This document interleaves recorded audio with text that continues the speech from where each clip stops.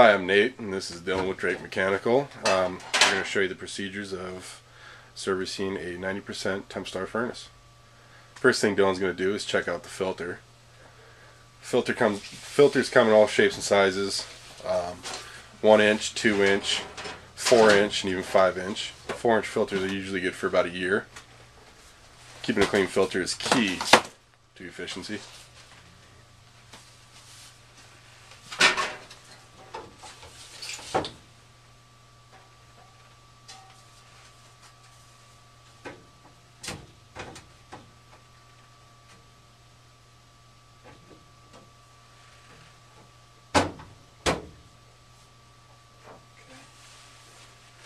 Now, the next thing Dylan's going to check is he's going to check the pilot assembly. And this is the ignition for your burners.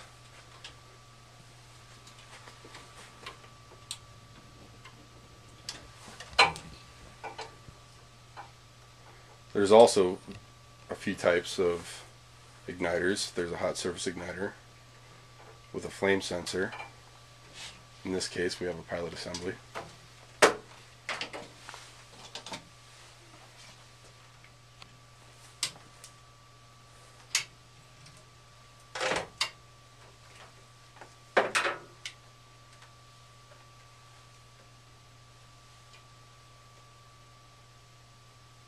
Right now, Dylan is ohming the hot surface igniter, taking an ohm reading. That's how we test how good the igniter is. Higher the ohm reading, the more worn out your igniter is. One of our #1 service calls is the igniter. Okay, that's good.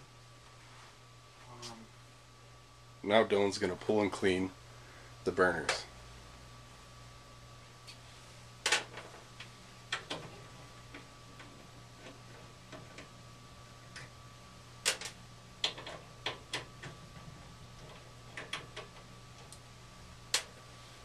Now, the burners are connected to a gas manifold, which is connected to the gas valve, so this should be done by somebody that has been trained.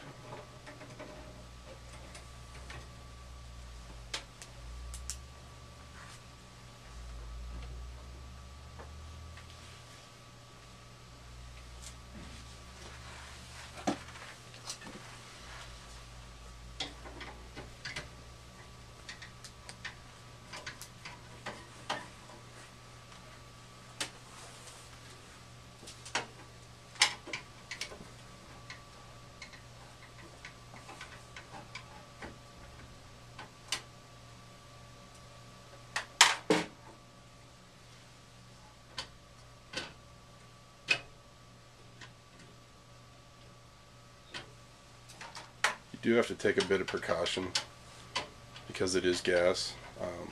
All our service techs are qualified to work on gas appliances.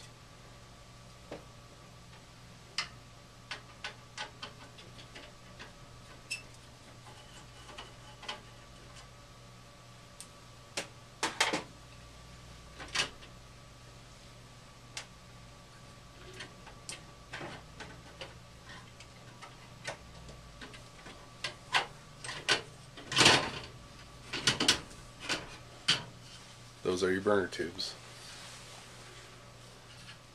They get clogged up on the ends there from the burning of gas. There's, some debris in the gas, and when it burns, it collects.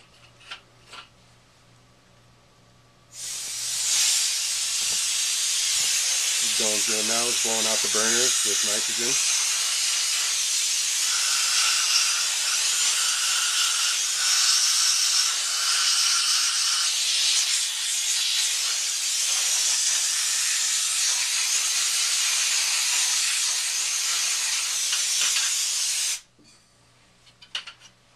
While we have these burners off, we're going to want to check that heat exchanger.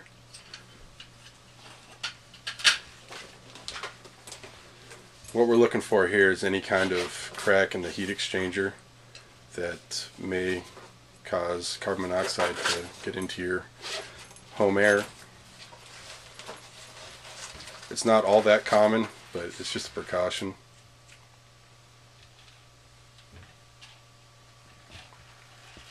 Dylan's taking his camera, his sea snake, into the heat exchanger.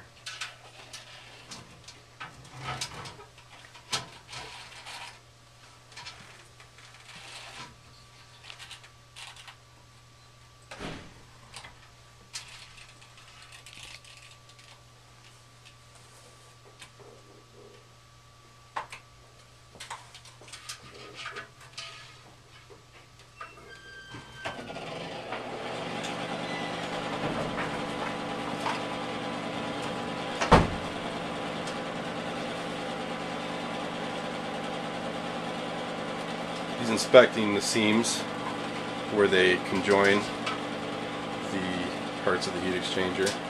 That's where you'll normally see a crack if one does occur.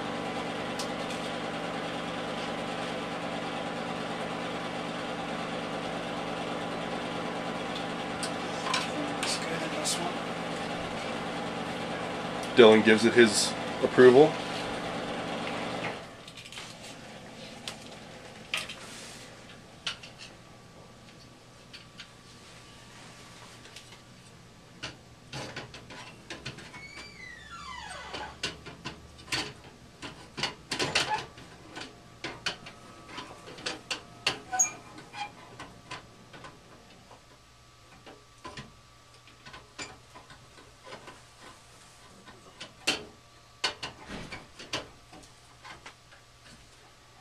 As you can see, there's not much room.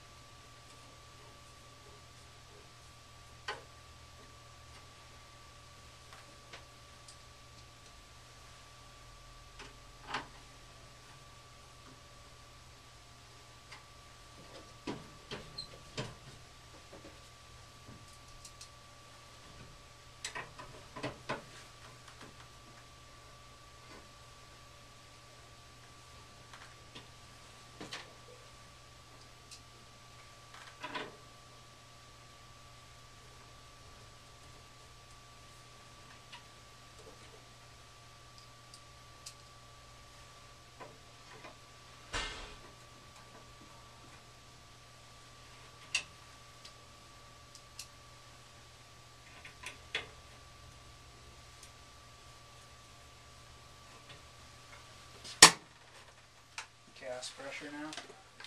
Why don't we check the board and check the wire tightness? Okay. He's going to check the control wiring and tighten up all the connections there. A lot of times those screws will vibrate loose on the low voltage side. We'll check that out.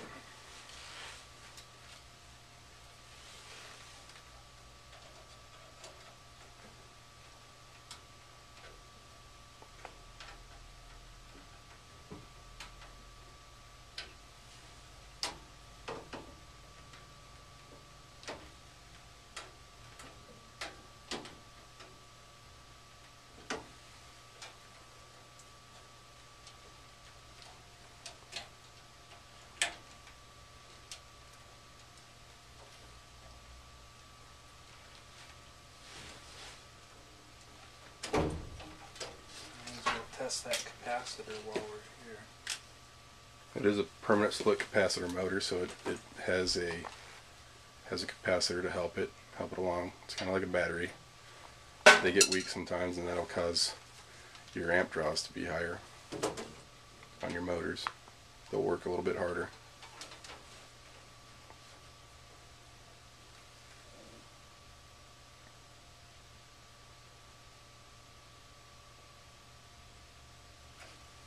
within its parameters.